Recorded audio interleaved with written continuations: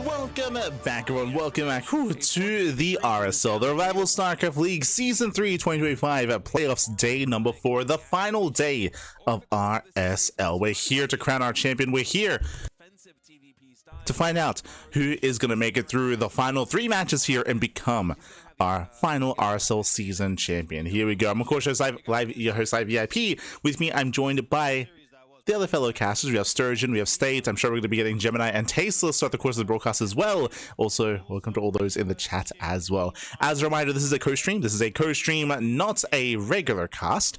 Basically, what this means is that this is almost like a react stream. We will be listening to the commentary of the other casters, of course, at the same time, reacting ourselves, adding what we have to add to the series and to the commentary alongside them, and enjoying the show, enjoying the finals. Let's go, let's go. As a reminder, we do have the lower bracket semifinals. Going to be Classic versus Shin in the first round. Classic versus Shin into Maru into Hero. Maru, of course, got knocked down to the lower bracket by Hero in the winners finals, and we have Hero waiting in the grand finals for whether it's Maru, Classic, or Shin. Hero is lying in wait. But again, I hope you've all been enjoying yourselves. It's been a very intense week of StarCraft, an intense week of RSL action. Again, just back-to-back broadcasts, 4 days straight of the rival StarCraft League, and this is all leading into what is leading into the offline finals. There is going to be an offline invitational, pseudo invitational in a couple of days. I say in a couple of days, in a couple of weeks, on the 13th and 14th of December is going to be that offline finals in Seoul in South Korea. So that is going to be taking place, of course, and we will, we might even co-stream that as well, depending on the rules, depending on whether or not they allow co-streaming for that event. That might be occurring. There's going to be an offline bracket, an offline qualifier available for it, and I'm sure that is why Rainer's in South Korea, so Rainer can take part, can compete in that final last chance qualifier, and so can all the other Koreans, of course, as well.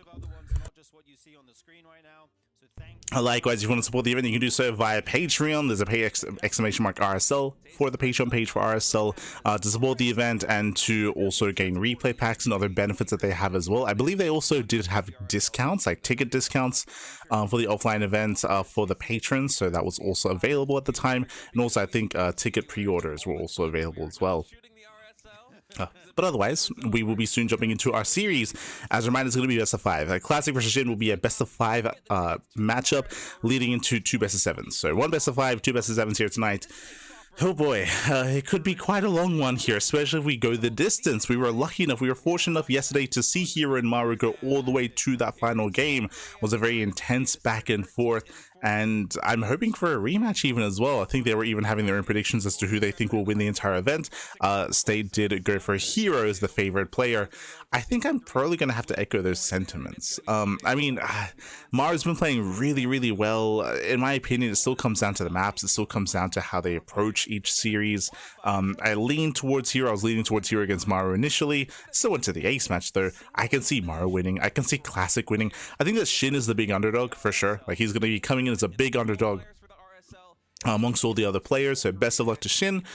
He is at least waving that Zerg flag in the top 4, so true, he's at least able to represent Zerg as he took down Rainer yesterday, if you do recall.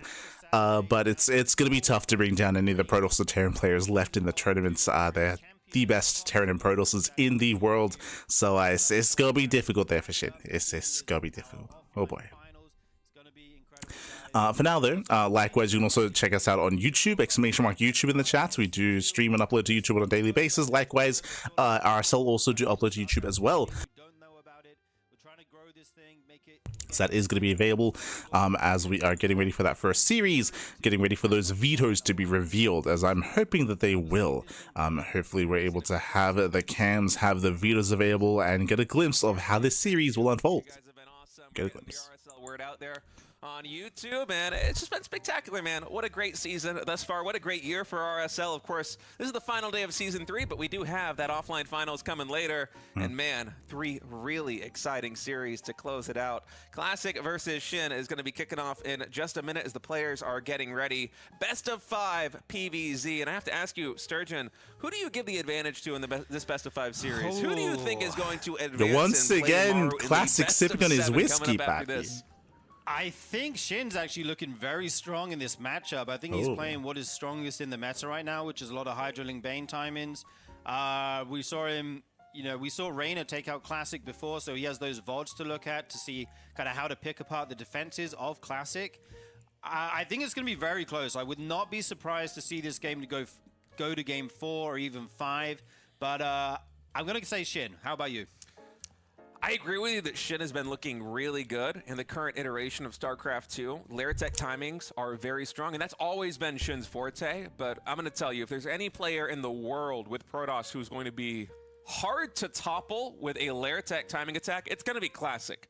This guy, he has always been versatile, but he's really reinvented himself in the past couple of years as the macro Protoss to be. And that doesn't mean he's incapable of doing a lot of other builds. He's got about as wide a range as anybody, but defensively, we're just Classic jumping has in. been so on point, especially in the RSL. Let's go. Season 1 and Season 2.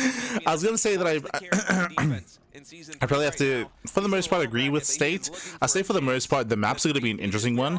I would agree in the previous map pool, in the previous season, that Classic would be favored against Shin, but in this map pool, and if you looked at the vetoes, there are a lot of aggressive maps available.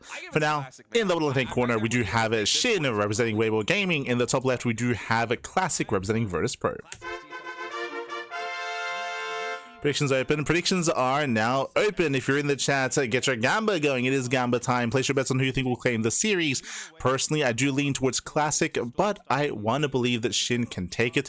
And based on the vetoes, Shin can even 3-0. I mean, again, we're going to be getting into Persephone, getting to Evil Heart as well as Magnetic North. These 3 maps do allow for some aggressive potential here. So if Shin can end the game early before Winter Madness, before Maganatha, then this could be a bit of a shorter one, but we'll keep an eye on things here. I do think that Classic has a really good shot at being defensive here on Persephone. I would say this is a really good shot for Classic to start things off with a win, depending on how we decide to open up there. We'll see. We'll find out. Let's go. Let us go. Despite the changes to that ability, and Storm is still good, but it has been reimagined a little bit. It's undergone a redesign. It doesn't do damage quite as quickly, but the duration is longer. The size effect is larger, so there's a bigger AoE. But in a pro scene, usually it's the first couple of ticks of damage that are going to be the really impactful ones, because players are so good at microing out of Storm the moment that it pops, right? Yeah. You're probably only getting a couple of ticks. And so, yeah, you're right. We've seen quite a transition from a lot of these players, Classic included, in terms of not going for Fast Storm very quickly, whereas that was kind of what he did in PvZ. Every game. Like, he didn't even try to hide it a lot of the time. He just said, I think this is the best style. I think I'm very good at this style. I'm going to run this every game, and it was extremely successful. Now, as we see the tech come down here, I'm starting to wonder if we might see one of these builds that's kind of very good on Persephone, where they make multiple oracles. We've seen Hero do this. I think we've seen Classic do this as well against Zergs. And then you send the multiple oracles into the main base, try and overwhelm the queens or the spore crawler, and try to get some big damage going. So Sturgeon, he's alluding to the series that Hero played yesterday. Here he did bank oracles in the main base and go mass oracle. I think that was against Reina, right? Yes, it was against Reina. I would push back against that, and I would say that's more of a Hero build. I don't really see Classic going for something like that. Yes, we've seen that be successful here, but that was very stylistic to Hero. Classic isn't one to mass oracle. So that's more of a player thing, less so a race thing, less so something that Classic is very fond of. So we should be seeing a standard opener out of Classic. We'll keep an eye on the tech nonetheless. We'll keep an eye on the Twilight Council timing, but we're expecting a standard build. And again, based on the vetoes, based on the map order, I would say that this is maybe the best map that Classic has, at least in the first 3 games, to be more defensive. So we'll keep an eye on it. Now, like you said, there's 2 of them joined up. This is where the potential to one-shot drones is on the table here. We'll have to see if he wants to commit to the Shade or not. With the Lynx following, though, it's always risky. And we have a first Oracle and a second one on the way right now. Yeah, Spore Crawler about 75% done in the main base. Oracle might get there before it's finished. Oh, is this going to be done just in the nick of time? It looks like it barely is. So Oracle going to get 1, 2, not a second kill. Oh, big overextension. Oh man, Classic a little bit greedy. He only gets 1 drone to show for it. This is a worst case scenario here for Classic. Not like this. this. Disaster. I mean, you want to get a couple drones, pair it up with the Por second favor, Oracle, Classic. go back Por in, favor. watch the shield regen. And if you were ever thinking about going for multiple oracles, I think that's completely off the table. So off the back here, a really rough start for Classic. Losing that first oracle takes away a lot of momentum. Now Classic did go for a bit of an earlier Twilight Council, so with that we could be seeing Charge, or at least earlier Blink, but that was an earlier Council than normal. But that might have just been a reaction after losing the oracle to try to be a little bit more assertive here. But I would say a better start now for Shin. Not bad. Likewise, also going for the Eva Chamber first. The advantage in the mid game hinges on. Meanwhile, a big shout out to right out SC2 in the chat. Thank you so much. Thank you so much for the raid. Hope you had a great stream. Hope you had a great ladder session. I'm assuming a ladder session was involved. But thank you so much, and welcome to the RSL. Welcome to the rival StarCraft League. This is a co-stream, so I don't know if you can hear, but we are listening to the main stream in the background, and we're kind of like reacting to it. We do have permission, of course. We do have permission to co-stream. So this is not quite the regular casting that we do typically have here on the channel. Instead, we have some layered casting instead. Assisted by a relatively low HP Oracle, but it's really the Golden 3, let's go. That I'm honing in on. Good to hear, Pappy. Definitely. Good to On hear. the side of Shin, we saw a +1 melee build coming out of him. They can deal with Stalkers in large numbers. He's going for Leia now. He will add on those Hydralisks eventually, but for the moment he's going to have to rely on just his Lings to deal with these Stalkers and Adepts. With that upgrade, once it kicks in, they're definitely, you know, able to do so. But right now, that gateway down here is the big kind of issue for Shin. Yeah, if you recall, we spoke about this, right? We spoke about how Classic, he went for an earlier Twilight Council. We did point that out as soon as he lost the Oracle, and you can see a Gateway Explosion. A Gateway Explosion here with a proxy across the map. So Classic, he's committing very hard to those Blink Stalkers, and the goal here should be to break the fourth base, of Shin. The Overlord is not going to spot it here in those speed zones. In Classic, I'm expecting at least 1 or 2 more Warpins before he tries and get the kill on this 4th hatchery. If he can take this hatchery down, he is back in this game. Oh, absolutely. This is, I mean, there's not like a quick Ooh, Shin going into mutas, not Hydras. Quite a lot into this Blink pressure. And Shin has to find that out and not take too much damage. As you said, he's actually droned a lot. 72 is maybe a little bit more than you would want to hold off a committed Stalker pressure. And right now, they're going to work on this 4th hatchery state. Yeah, Classic. And the hatchery's getting low. Those linked over this round on the down to half HP. Okay, now is my time to go for 3 more volleys. More stalkers are warping. 2 more.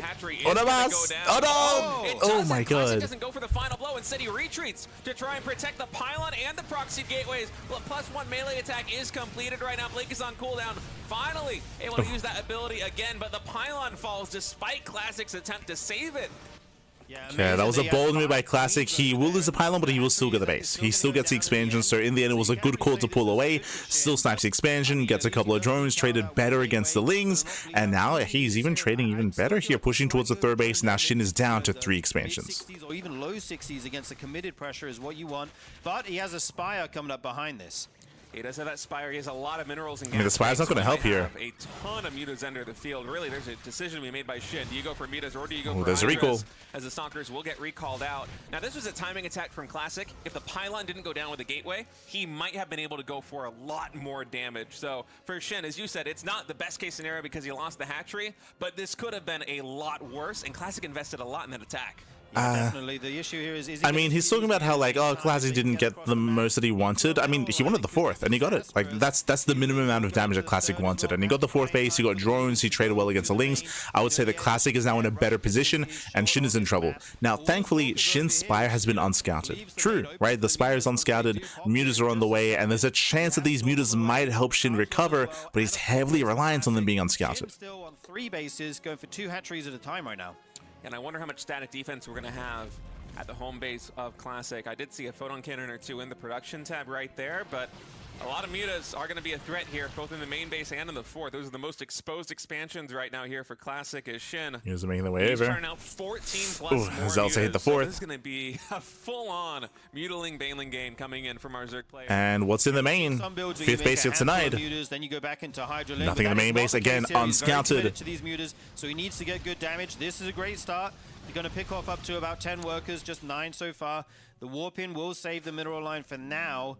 And these Stalkers, I'm not sure exactly where they're going right now. He needs these at home to deal with the Mutalisks at some point if he's not going to be more aggressive with them. I think these Stalkers accomplished their job in taking down that 4th hatchery. Yeah, And now he was talking about, like, where are they going? Well, they just denied the 5th. Remember, they just canceled the 5th base. So really nice damage here by Classic. He's making his way back home. We can see Shin trying to intercept.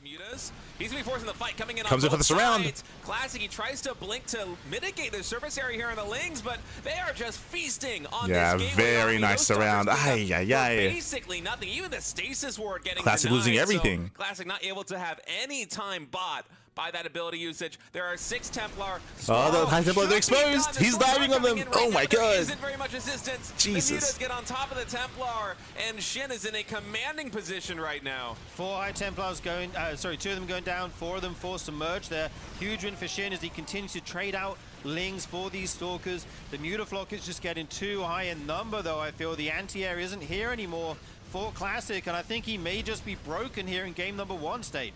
Yeah, the momentum just a little bit too high in Shin's favor.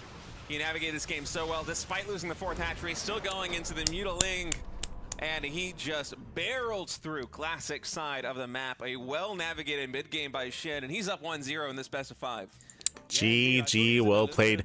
Again, it was a really rough start for Shin, losing his 4th base, but remember, it was also a forced reaction. A couple of things happened before that. If you remember, the Oracle. The Oracle was sniped, the Oracle did go down. Without that Oracle, we saw 1, lack of vision, lack of scouting, but 2, we saw that Classic, he forced himself to be hyper-aggressive with Blink Stalkers. So in for the earlier Twilight Council, the earlier Forge, into the earlier Blink Stalker timing, and he was able to be quite successful with that. If you remember, he was in a better position. He killed the 4th base, he killed drones, he killed Lings. Like, this was not a bad position for Classic, but a byproduct of losing that first Oracle means less vision, less scouting, and he failed to spot that Spire. And we saw that the Mutas, they were enough to recover and to allow Shin to not just recover, but bounce back and overwhelm Classic in a longer game. Mutas, they got into the main base, they got free damage in the main, and of course that big moment, the winning moment, I would say, for Shin, was catching the 21 Stalkers on the right-hand side of the map. Got a full surround with the Lings, got a full surround with the Mutas as well, was able to reset that Stalker count, and that was game then and there. If those Stalkers weren't caught when they did, if there was like a recall, for example, to make it back home, then there's a chance that the game continues, because there would have been all those Stalkers alongside the 6 High Templar, but because the Stalkers went down, the High Templar went down. GG, well played. Whew, and with that, we're now getting into game number 2. So far, Shin takes the lead in the series. Now, my big concern here, if you recall what I mentioned earlier, based on the vetoes and based on the map order, I would have said that Classic would have had the best chance to make it into the mid to late game on Persephone. But lost the first Oracle, went for a more aggressive build instead, like things occurred and everything kind of fell into chaos. And now I'm concerned because game 2 and game 3, Magnetic North and Evil Heart, they favor Zerg aggression. They favor 3 base all-ins. A layer tech Zerg play is highly favored, and we've been seeing a lot of this out of Shin. It's going to be difficult for Classic to be the defending player here. So suddenly, with Shin winning game 1, I can see this being a 3-0. Like Classic, he's up against the wall, and the maps are not going to be helping him. From this moment forward, we're going to have to see a more aggressive version of Classic. Being defensive, playing standard is not going to be easy as we load into Magnetic North. Let's go. I think we'll see anything like that Oracle harass go as poorly for him in the future games. I feel like that's kind of a one-off. It's pretty rare to see that happen at Classic's level. And yeah, let's go into map number 2, guys. It is going to be on Magnetic North. Yeah, Classic spawning in the bottom left, Shin in the top right. As we continue on in this best of 5 series, very early probe scout coming in here by Classic. He will be trying to deny the hatchery at the natural expansion. Yeah, we'll go ahead and try and block that. Force the Zerg to take the 3rd base hatchery. Not the biggest of deals. Zergs are used to dealing with this. You do lose some mining time with that probe, with it coming out so early, obviously. Oh, actually decides not to take this one as well. He's going for the spawning pool first instead. He might still take that hatchery. He wants to double back around. Pool before the hatch, isn't it? Yeah, he doubles back. I mean, I actually play this build on ladder. Oh, do you? I play 17 pool all the time, and the way it works out against hatchery first is you lose about 100 minerals overall. So it's actually not that inefficient. You can take the 3rd base around 26 supply. But he actually takes the natural again. Yeah, because the hatchery is so delayed, because he went for the pool. Classic has to go see what's going on in Shin's main base, because hey, it could still be a 12 pool. You have to scout, you have to confirm here, as Classic and Shin uses that opportunity to take. Yeah, they were a little bit confused, but I mean, as panned out, like the reasoning for Shin having that drone out was double back around once he saw the probe go back into the main base. So Shin, he's able to take his natural, he's in a comfortable position, and now again, Classic, he's on the ropes here. Now, his natural base should be perfectly fine. He does have a ramp coming into the natural, but I'm curious to see the tech specifically of choice for Classic. And it also has some potential aggressive timings behind it. Like, you can do a quick roach all in, you can do some other stuff, you know? So the Protoss has to be a little bit more kind of careful and thinking about what the Zerg is doing in this case. Yeah, and honestly, any kind of economic deficit that you might have by going pool first is mitigated by the fact of you having the hatchery and the natural expansion where it's supposed to be instead of the third. That's going to make every drone rally a little bit easier for you in the early game. And yeah, just a well-timed response by SHIN. I don't think he would have done that if it wasn't for this really early scout. Yeah, indeed. It almost gets in there, but the wall is blocked. The probe somehow survives. I thought he might try and target that down. And we see 2 queens at a time here coming out for SHIN. So we have a take of choice. It is going to be a Stargate opener at a Classic. Meanwhile, SHIN does open up with his link speed, so he doesn't skip link speed after going for the pool first. Speed out now, well, coming online at a reasonable time. And Classic going for a Stargate behind this. Yeah, Classic going for the Stargate once more here as the Adept goes cross-map. Zergling speed a little bit delayed in this game. Oftentimes in ZVP you see that finishing around 3:30. I think it will be just a touch later here in game number 2. That means that Classic has some more time to scout here with these Adepts. State is emphasizing the delayed timing of link speed. I would push back against that and say that link speed is often delayed in ZVP because early link speed timings don't really mean too much. They can mean something when it comes to trying to apply pressure and delay the third of the Protoss player, but that's just very rare. It's very, very rare for Zerg players to be able to accomplish that sort of thing. So very often it is not uncommon to see delayed gases in ZVP. Usually if the Protoss does it, they're going to fake going up the ramp and then go straight to the minerals. In this case, he's just going to cancel. He wants the scouting information. SHIN has been playing quite delayed gases, delayed link but speed. throughout the entire RSL, he may even a couple more lings there just in case Classic goes for the dive with 2 Adepts. And so, yeah, Classic, I think he knows that coming into this one. He's definitely the kind of player that will do his research on his opponent. And so he's respecting the defensive capabilities of SHIN here in the early game. He's going to pull back with those 2 Adepts and just try and get some damage done with this Oracle. Ooh, Nice look at that. Queens, send So once again, early Twilight Council. Sorry, like my eyes were glued to the production tab. So it was a Stargate opener into a third base, but bam, really fast Twilight Council here at a Classic. This is even faster than last game, and this time there's no Forge alongside it. So as this progresses, if we don't get a Forge, this looks like Glaive Adepts, not Blink, as a follow-up. So a much more aggressive follow-up here by Classic, which is what we expected specifically on Magnetic North. If you remember, I spoke about how aggression is favored on Magnetic North in Game 2 and Game 3, and Classic has to try to be aggressive himself. There it is, Glaive Adepts. Glaives, all right, yeah, that tracks. Okay, finally getting some drone damage here. This is nice. Yeah, that, Classic, the other cast is caught on. Alive. And now it's kind of up to SHIN to sniff out this Adept timing that's going to be coming out and see if he can defend it without losing too much. More Adepts being warped in right now by Classic. SHIN is starting +1 melee attack, but it likely will not be done by the time this attack commences here by Classic. And the Adepts is something that always gets mixed in to a best-of-5 series, it feels like, in PvZ. You just never know which map it's going to be on. Well, I was expecting map 3, which is Evil Heart, but Classic kind of mixing it up here, going for it on a Magnetic North instead. I like that choice because you probably expect this build to come out on Evil Heart. I would disagree, and I would say you expected it here. I mean, there's a reason why, if you remember, we were emphasizing even last game how specifically Game 2 and Game 3, Magnetic North and Evil Heart, we expect aggression here. So I would say that this is a little bit more expected, and we'll see if SHIN can confirm that Classic is going into Mass Adepts, as Adepts are pushing out across the map as we speak, and SHIN, he has yet to confirm this. Classic is what SHIN's going to be wondering. Probe's going to make a citizen's arrest. He has no roaches, I believe. Yeah, just lings to defend. And now the Adepts already cross-map. The Baneling Nest is starting here for SHIN, but it's not going to be done for the first wave of this attack. Yeah, you have to there's rely so on many just a Adepts clean here. Defense, which can be so tough because you also have to follow the shade. Classic going to move in here, takes out Just 2 two queens. uncontested. Stasis Ward's going down, set off by just 1 or 2 units. That's very nice by SHIN. But the problem is he's going to start to lose drones here. Yeah, again, no roaches. No roach warren, I should say. No roach production. Lings, they're trying to delay, but Adepts, they just mow through the Lings. They bust into the mineral lines. GG gets called, and Classic ties up the series 1-1. Not done in time, and Classic with a cheeky little 4-gate glaives after the 3rd Nexus. He's going to be able to take game number 2 in pretty quick fashion. Yeah, indeed. I mean, like you said, you got to throw this build in there in a long series at least once. I think for SHIN, the problem is we saw his Ling poke in at the end there, but I think it was just a little bit late. If it goes in earlier and sees those Adepts warp in, or he sees more Adepts there than he's used to, he can be ready for that and start to make units earlier. But as it was, he was kind of surprised by it. He was trying to. Yeah, it's one of those things where, I mean, as Sturgeon is mentioning, the Link Scout was delayed, and the Link Scout came in from the side and checked the mineral line, didn't check the Adepts.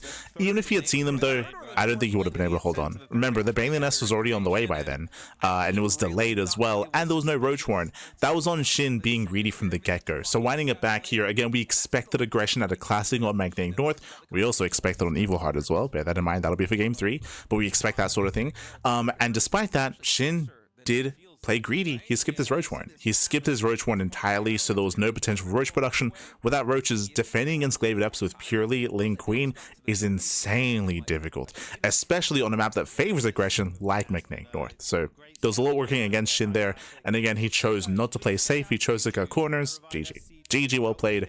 With that, we're tied up 1-1, and now we have a back and forth. And I was concerned. I was concerned that Classic was going to play defensive and standard every game despite the map. Clearly, that's not the case. And things are about to get chaotic as we load into Game 3. Game 3 is going to be on Evil Heart. That is the most aggressive map in this tournament map pool. We'll get there. They're going to be cutting to a break.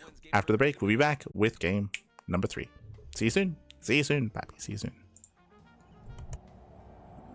And welcome back, everyone. Welcome back. Whew, we are jumping mid-series. We're currently mid-series with Classic and SHIN. We're tied up 1-1 in this best of 5, and I'm excited. I was really concerned. I feel like a lot was really hinging on Game 2. A lot was hinging on Game 2. Game 2, Magnetic North is known for aggression, and I wasn't sure if Classic would be able to meet SHIN in that kind of aggressive setting, and he did. Classic was able to go into Glaive Adepts. SHIN, he was greedy. SHIN, he was cutting corners. SHIN was caught with his pants down, and Classic caught him out, showing off that Classic doesn't have to just play standard. He can be hyper aggressive as well, and came out on top as a result. And now we have a series. Now we have a back and forth, and now suddenly the entire series opens up. Now it's like, okay, we're loading into Evil Heart. This is the most aggressive map in this tournament map pool, and I'm expecting to see fireworks out of both players here. You know, I don't expect to see a standard opener out of anyone involved. I'm expecting early Roaches, I'm expecting early Twilight Counter, early Tech, early aggression. Show us what you got. Spawning in the top right, SHIN down in the bottom left of Evil Heart.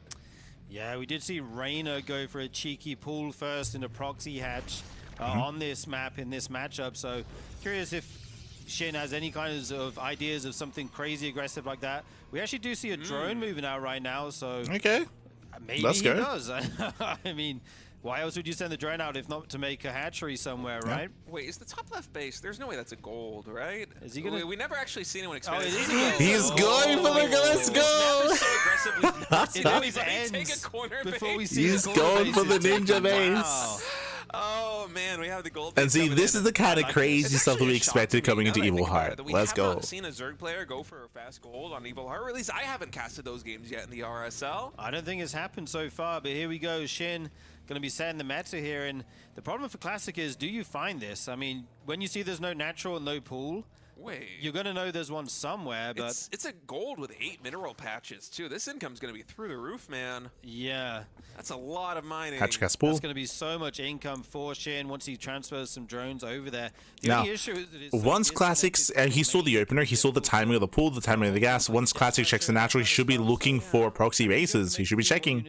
Early, but the income you get from the gold will offset that easily, I'd imagine. Oh, Classic's gonna barely he's miss. gonna see it. Oh, he sees! He knows! Spot it. He sees the Classic. saturate that top left base, and He's quickly, aware. I'm trying to think back in other gold bases. Don't they usually have 6 mineral patches? Because I remember doing a little bit of napkin math a long time ago, and I saw the gold as basically being like a high-yield Vespene gas base, where it's like, well, you know, there's one high-yield Vespene gas, it costs less drones to saturate it, but the income's going to be about the same. And the gold is the same way. If it's 6 mineral patches, well, you saturate it more quickly. The golden, the mineral income comes in a lot faster, but once it's fully saturated, it's basically equivalent to a blue-based mining, right? And it mines out very quickly as well, but 8 mineral patches there in the top left. Yeah, indeed. It's going to be so much money for him. He brings Okay, rallies out the first zealot. Adept is on the way. SHIN does have Lings on the way. I think he can deal with this with 4 Lings and a Queen eventually once that does come out. You don't want to lose a Ling right off the bat, though. Right now, you need to buy time for the Queen to get here, I think, to aid these Lings. Yeah, the probe actually provides so much value here too for that zealot. It makes it so 2 shots the Lings instead of 3 shots. It's like budget. Gets plus one. Nice positioning here. Very nice positioning out of Classic. Even mineral walk blocking the probe to get it. Oh my and god. having one more shot off on that Zergling, as now the Adept is going to be joining the fray. The Zealot still has not gone down. This is Adept not arrives, drones are going down, Lings are going down as well. This is looks like it brutal. might be a bit of a disaster if he can't, keep these drones alive. He made the gold base and he can't actually mine from it now. Classic doing a good job kind of punishing this risky choice out of Shin. But the Adept does go down. And we already have a Roach Horn coming in from Twilight Council. Twilight Council's on the way for Classic. We're going to have Not Stargate first. Third player. He's sitting at 17 right now. Zero more, it's I reckon. only 4 workers mining here in the top left, and so the mineral income, usually it's very high when you go for a gold expansion like this, and that powers you. It like catapults your economy forward for an all-in timing like the one that Shin is going for right now. Going into Blink Glaives. So we have a Roach in coming from Shin. We have 4 gate Glaives coming out of Classic. Actually, Classic, who already has the income advantage, and quite substantially too. Yeah, indeed. Shin sitting on that 17 work account. He doesn't have a big income, but what he does have are 5 roaches, which will be coming across the Dark map right now. We see a Dark Shrine! Shrine coming out for Classic. That's really smart. That's the timer. If you don't kill Classic before then, you have no chance. You won't have detection. You won't be able to hold your faraway base. Shin is all in As right now, Sturgeon's pointing out, he has 0 detection for Shin. No Spore, no Lair, no Overseer. The game will end if DTs arrive, so he has to try to end it before that. It's predominantly here for the defense in the natural expansion, and he's planning to be the aggressive one. He doesn't know that Shin is going for this all-in timing just yet. If he did, he would be throwing down some shield batteries for sure right now, maybe even a second pylon to make sure these gateways don't get unpowered.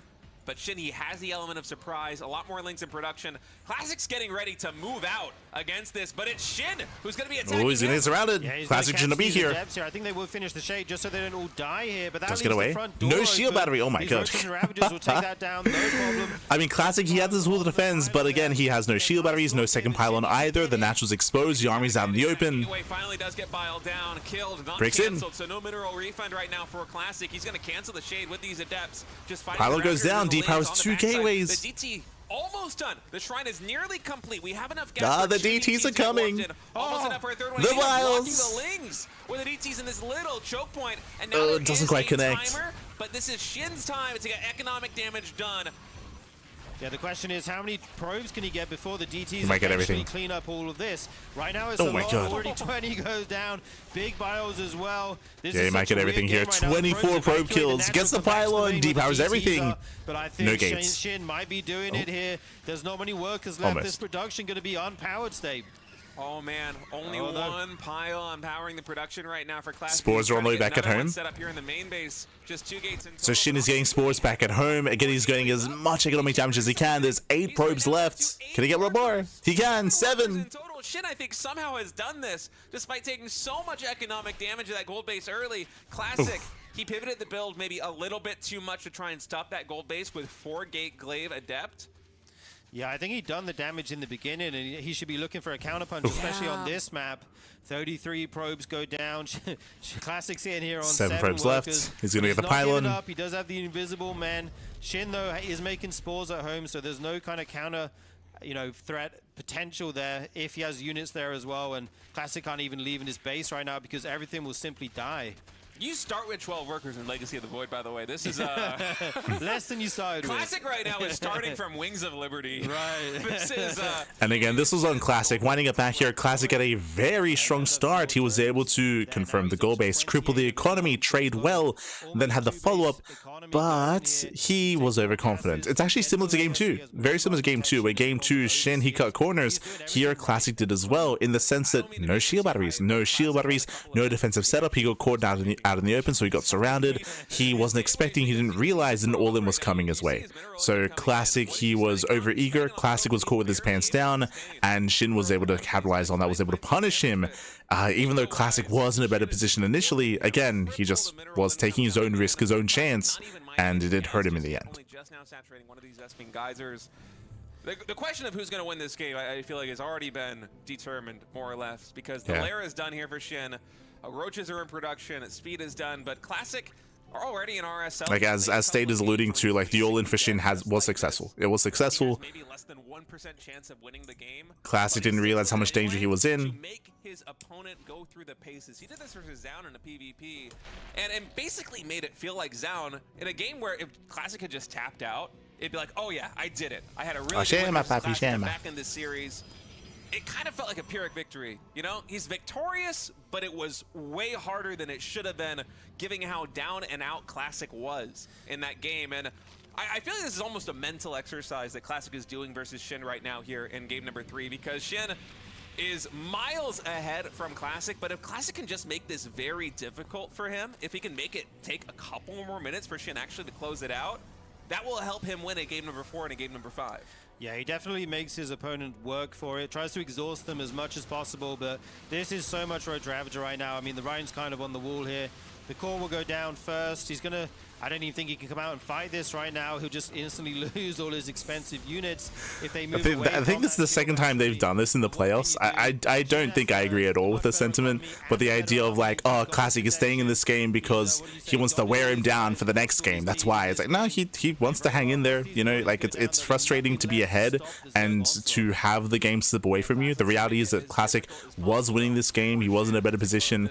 It's just that he, again, as we mentioned before, he took the risk, he took the chance, and didn't quite pay off, so it can be kind of like a frustrating position to be in. But, oh man, with even more units reinforcing here for SHIN, 6 more roaches in production. He's playing his heart out. And a Spire. Spire on the way. Running out. That almost feels like overkill, but that's just his guaranteed way to end this game. Dude. If Classic somehow hangs on here. Classic is nuts, honestly. He was down to 8 probes versus a SHIN who had a gold base, and look at how hard he is making this for SHIN to actually close things out. There is no question that SHIN is going to win this game. It's like a 99-to-1 odds in the advantage right now of SHIN. But this is what Classic does. He's been doing this throughout RSL Season 3. If his opponent is winning, he will make it as hard as possible for them to finally seal the deal. And you got to be wondering here as SHIN, it's like, you know you've killed basically every single worker. You know that Classic was down to 6, 7, 8 probes. It's got to feel kind of bad to take another 5 or 6 minutes to actually close it out. Yeah, like, yeah, I really don't like this this talking point that they keep going to. But I get to talk to you for a while. That's pretty sweet. I'm down. They're like, oh, they're forcing SHIN. He's forcing SHIN to keep playing, so he's getting into his head. It's like, what? It's not what it's not what I typically lean into. I feel like you're reaching a little bit. He's just, and Classic's just sitting here on 2 bases, only now taking his first gas at the natural. Yeah, only just now researching. But behind the SHIN, he's getting into meter play. Right now, there's no good answer. There's no blink. Remember, there's no blink. There's no Stargate, so the anti-air is very limited here for Classic. So mutas are going to be a secure way to just once again keep Classic contained. Just get into the middle lines, pick up more probes. SHIN's actually been joining up as well. He didn't like all in, you know, all or nothing, try to break the natural. He's been pressuring, taking out buildings because he has the army to do so, but he's macroed behind this very well. And the question is, what is Classic going to do when these mutas... It's like chess where if you are in an unwinnable position, you literally can't win. These guys are pros. I don't really see anyone getting one out. Yeah, 100%. Right? Like, this is the first series of the day. Like, it is very common for pro players to, like, have, like, 8-hour-long grind sessions, right? And they play in these big LAN events as well. So... it's a way that the casters are portraying it just to be a little bit meta here. I don't know if you noticed. The reason why they say it is because they believe that Classic should leave and Classic should tap out because the game has ended. So they're coming up with their own rationale and their own reason as to why he's in the game. I would just say that Classic, he wants to fight his heart out, and there's always like a chance that SHIN makes mistakes, that Classic can force mistakes and recover. I mean, you can see even here, Classic is making 2 Phoenixes at a time, right? Like, he's making 2 Phoenixes at a time to try to shut down the mutas, to be able to eventually break out and get a 3rd base. The chances of this working is very low as SHIN is maxed out, but like it's not like Classic wants to like wear SHIN down. It's like, you could argue the opposite is happening right now. I don't think that future is what we're living in right now. Classic, he is going to try and take the best fight he possibly can. These 3 Phoenix being microed with his 3 shield batteries as well, getting some pretty good damage on the mutas, but there's just so much Roach Ravager here on the ground. As Ravagers, they break through. SHIN, he's pushing through. You can see Classic, I mean, he's microing his heart out with the Phoenixes. The Phoenix micro has been so on point. He wants the mutas back. Right now, 174 to 46. GG. GG is called.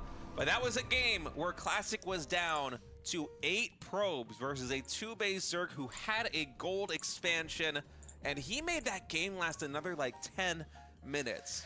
Yeah, I mean, he was dead the whole time, but like you were saying, for Shin, that can be draining, that can be exhausting. It's a mental game. Yeah, it does stress you out having to I guess play. that. Like, why is this guy not leaving? Yeah, does he have something? I mean, he didn't want to leave because he was ahead, right? Like, winding it back here, like, again, just to re-emphasize, Classic was winning that game initially. Classic was in a better position. He had scouted, he had crippled the economy. Classic was in a good position, but maybe overconfidence, right? Maybe a bit of overconfidence out of Classic for the Adepts to be caught in the open, to get surrounded, for him not to have any shield batteries, for him not to confirm what the tech was. I guess that's what it really comes down to, winding it back, is for Classic not to confirm the roach all-in was coming his way.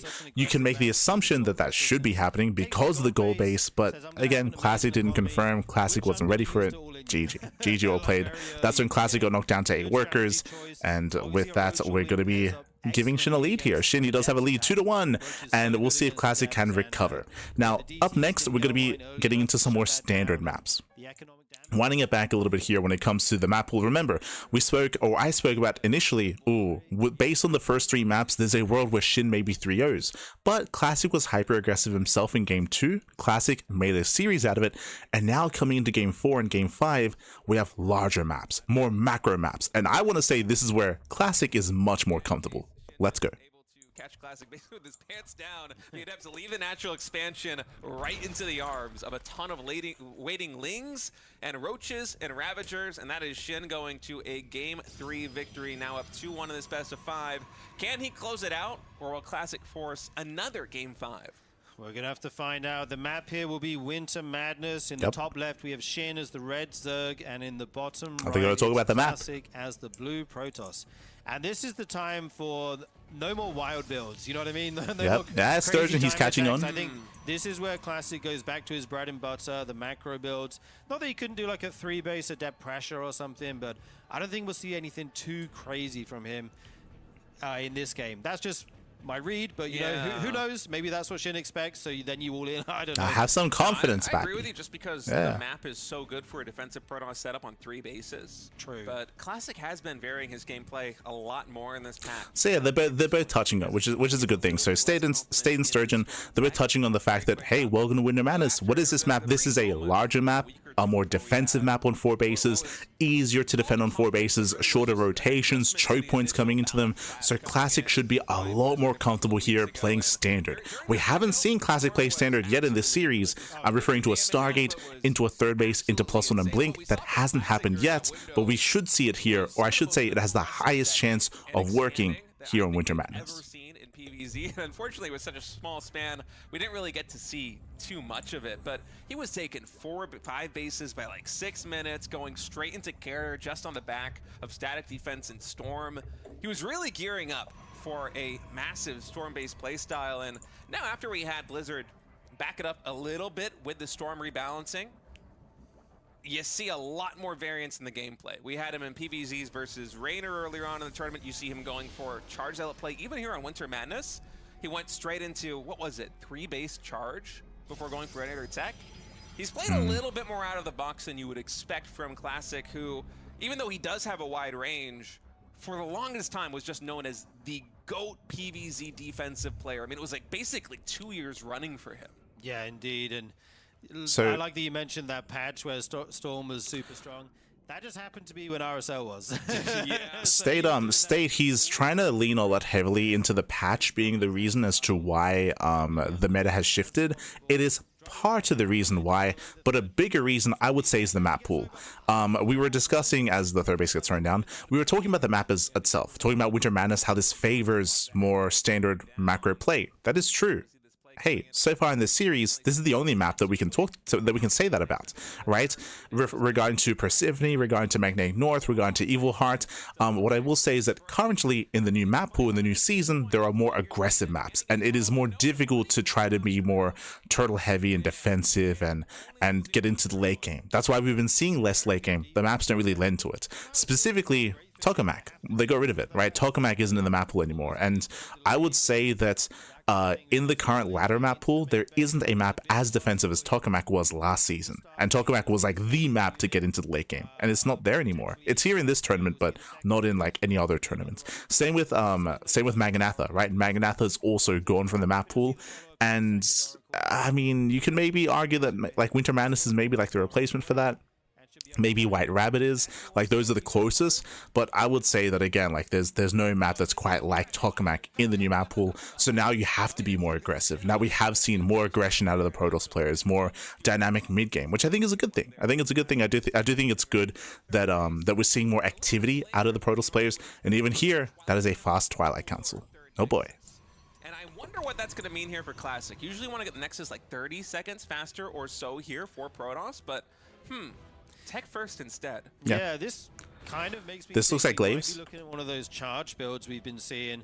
Oh, Forged? Okay, Forged means no Glaives. No Glaive adepts. It's either going to be early charge or early blink. Just flying through all of these queens. Still going to get 4 drones and get out. Even a 5th one going down there. This is some good damage from Classic. That's a lot of damage coming in. It will still be blink here by Classic, and I wonder if this will be a blink timing attack just because it's going to be finishing a little bit faster than it normally would. Yeah, there's definitely going to be some. State needs more confidence back, but I would push further along what he just said. So he's like, I wonder if this is going to be a blink timing. This is going to be a blink timing. You would not get blink this early on unless you didn't want to be in the face of your opponent. And the goal here should be for Classic to break the 4th base. It is very similar, if not the same build that we saw in Persephone in Game 1. So if you look back on Game 1 on Persephone, Classic also went for this really early blink timing. Behind the mineral line, this is going to be tough to deal with. Yeah, a few more units going to be necessary hit for SHIN. Even a stasis trap going down. Yeah, stasis trap going down almost caught those 3 queens, but SHIN was able to pull back in time. Unfortunately, did not have the energy to transfuse one of those queens, and the Spore Crawler actually getting a kill right there on an Oracle. These adepts are surrounded now here in the natural expansion, going up against the precipice to try and mitigate the splash damage. They are going to shade into the main base where there is nothing. Getting some drones. So a lot more drone damage going to be found. Meanwhile, Classic. Yeah, that should not have happened. Gateways, but also a second starting and a. Oh my god! Wow, okay, so it's going to be Stalkers. He's crazy. The minimum amount necessary to hold that 3rd, and then straight into these capital ships. Yeah, so early blink aggression, bam, straight into Tempest. Like double Stargate, Fleet Beacon, Tempest production. This is a crazy build out of Classic. With a Hydroling Bane timing, right? Something like that. But yeah, I like what Classic is going for here. If SHIN doesn't identify that early on and he attacks with, you know, Hydroling Bane without an Overseer, for example, I think that's what happened in the one game I'm thinking of. You can suddenly be caught unaware, but we actually see the Hydroden and the Infestation Pit, so probably looking to play Lurkers here in a later game. So this is a playstyle that we also saw Zound showcase a little bit here, where you just skip Storm entirely. Kind of. Oh, going into a Tempest Rush. Okay. So there's going to be a Tempest Rush here, not a it's going to be a Carrier Rush, not a Tempest Rush at a Classic. But very quickly, winding it back here, this is really risky what Classic is going for, but it is calculated for the map. Remember what we spoke about. This is one of the most defensive maps in the current tournament map pool, and you see what SHIN is doing. SHIN is teching. He just threw down an Infestation Pit. That tells us that SHIN is building up into Hive and building up into Lurkers, but he just scouted the main base. He just saw the carriers. SHIN, he's making more Hydras, and we'll see if SHIN feels pressured enough to push in and try to end the game early before we hit Critical Mass Sky Toss. Transition. The 4th Nexus is now coming in, and for SHIN, he's sitting at 70 drones right now. I'm not expecting to see too many more for a while. Nidus, yep, he's going for the all-in. Yep, there it is. A Nidus Canal going in. 4 more queens in production. So Hydra Queen Nidus with, I'm sure, a ton of lings accompanying it. Yeah, indeed, and he's going to try and hit. So SHIN is reacting with an all-in. Remember, this is a reaction to what he just scouted. Remember, he just saw the main base. He just scouted the main base with the Overseer. So bam, Nidus, lings, Hydras, Queen all-in. Let's go. And he canceled it, and he's starting it again. I think he's trying to trick Classic into thinking that he's going for something else. You know, there's a chance that maybe with Revelation, he's going to be able to scout. After casting Revelation on the drones, the Infestation Pit once more, and Classic's like, oh, Infestation Pit. You're going for Infestors, you're going for Hive, you're going for a later game. But that's not what's happening. This is SHIN just trying to throw a little bit of bad information Classic's way so that he is not ready. Classic didn't scout the Infestation Pit. State is talking about how like he's trying to fake him out. I read the Infestation Pit as like a way out. Like if SHIN fails to kill, then he can try to tech up. But he is very all in here. And let's go. As SHIN is leapfrogging with this Nidus network forward. Oh my god, this is so many queens and Hydras. Only 2 carriers. They can actually fight the interceptors directly. Okay, getting into 3. They don't necessarily need to get on top of the carriers. Interceptors are going down. There's just not that many interceptors right now. Yeah. Once those go down, the carriers are out of interceptors. Hydras will absolutely eat. One thing is going from those. They can't do anything. They're just dead supply. Shield batteries. His static defense, the fourth base, but not really not a lot here. here at the third. The natural expander Wow. also exposed. The entire mineral line gets wiped out by a Ling. A run by a carrier is going to try and deal with that. But as you said, there's very few interceptors. There's only 31 3 right now. probes. Between these 3 carriers is another. The storms are connecting, but the carriers are they literally a dead supply. They do nothing. Of the Zerg army is so healthy right now. We have a couple queens in the orange, but the Hydra's mostly in the green as the third base falls. 31 drones going down here for Classic. Oh man, I think Shin is very close to a 3-1 victory. Classic is going to try hold on right now with the third. The static defense carrying a lot of weight, that photon cannon and shield battery, but is he going to have enough to hold on? It looks like he might. He still has a couple transfuses left. Here comes the next wave of Hydras. Yeah, Classic kind of holds on. The carrier goes down. The ground army is going to be falling. The third base is falling. The fourth base is going to fall as well. GG gets called, and Shin will take the series 3-1, advancing on to the lower bracket finals. Wow. GG. What a series by Shin. Some really creative builds. We had the gold base on a evil heart. And a big shout to Kashim. Shema, papi Shema. Este Kashim. And then just feeding bad information here in game number 4. Galaxy That Braid. was super smart. I like that you caught that, by the way. You know, making the infestation bit. Do you see it? No. Okay, I'll cancel it and I'll make it again where you do look, where you are looking. He didn't see it, by the way. Like they should. I don't know why they're running with this. They're talking about like, oh, like he showed the infestation bit to make it look like he was macroing and to make it look like he wasn't going for an all-in. Classic didn't see it. He did not see the infestation bit. Like they showed Classic's vision. The infestation bit was next to the Hydra den. Classic did not look that far back. So this narrative that they're going with, like, oh, like he tried to fake him out, that didn't happen. But what I will say, really good reaction out of Shin. So winding it back here. Again, this was a reaction from Shin. He scouted the main base. As soon as he saw the carrier production, bam, Nidus Worm. Nidus Worm went for the Hydra all-in, went for the Queen all-in, went for the Throat. When it comes to Classic, he did not play standard this game, which I'm a little bit surprised by. He himself did something crazy, going early Blink into a carrier rush. You are very vulnerable. You're very, very vulnerable early on because what are you doing? You're delaying your splash damage, your Colossus, your Storm, your High Templar, your ground army is going to be weaker in favor of those carriers. And you saw they were dead supply. You saw that because the carrier count was so low, because the all-in hit so quickly, the interceptors are just being focused down. They're just being focused down one after the other. So just the DPS output there was almost non-existent from those carriers. And GG well played. Classic was being cheeky. I'm surprised he was cheeky. Like, I don't think he needed to do this. I don't think, obviously, if he goes unscouted, you snowball out of control. True. So, like, you know, give credit where credit is due. If Classic denied the scout, if Classic was able to keep it hidden, then going and rushing into carrier like this can be really impactful. It can be really explosive if he kept it hidden. But that's a big if, and he failed to do so, right? He failed to hide the build, he failed to keep it hidden from Shin, so with that, he was punished, he was abused. Different story if he gets away with it, if he keeps it hidden, if he's able to hold his cards close to the chest, if he was able to hide the Stargate, to hide the Fleet Beacon, and build up into Sky Toss as quickly as possible, then we see an ace match, I would say. We most likely see an ace match instead. But GG well played. With that, Shin does take the series, he does advance on into the next round, and my condolences to Classic, as Classic is out of the tournament. And again, a very explosive series as well. And very quickly, this series also kind of capitalizes on what we were saying earlier. It also goes back into the narrative of the fact that ZVP has been changing, its meta has been shifting. For example, we didn't see a single standard game there out of Classic, partly because of the map pool, but even on Winter Madness, he chose not to there either, where that's where he could have played something more standard and something more safe. But again, he chose not to for the entirety of the series. We saw much more aggression, and it leads into more fun games, personally. Like, instead of, like, you know, turtling up, getting a third, getting a fourth base, and getting a wall of cannons and shield batteries and taking up into Sky Toss. There is, you know, a lot there. Despite that, you know, there's a lot to enjoy in a macro game, in the late game, but we didn't get any of that here, not in this series. GG well played. And again, that's just the EVP and how the meta has been shifting a little bit because of the map pool and because of the new patch. I will say that the meta should still stabilize and the players are still kind of figuring out the maps themselves. I would say there's still very defensive maps in the map pool, like Winter Madness and like White Rabbits as well. You can be defensive again to Sky Toss, but we just haven't really seen too much of that from the Protoss players yet. GG well played. I love Classic when he's doing his classic 5-minute Temple Archives Turtle Skytools. But I mean, that's unironically, that's where he's at his best, right? Like, I should say that's where he's at his best because I would say Classic is the best late game PvZ player in the world. Like, he's better than Max Pax, he's better than Hero. Like, if you can give Classic a maxed out Skytos army, yo, he can pop off. Like, he can pop off like crazy.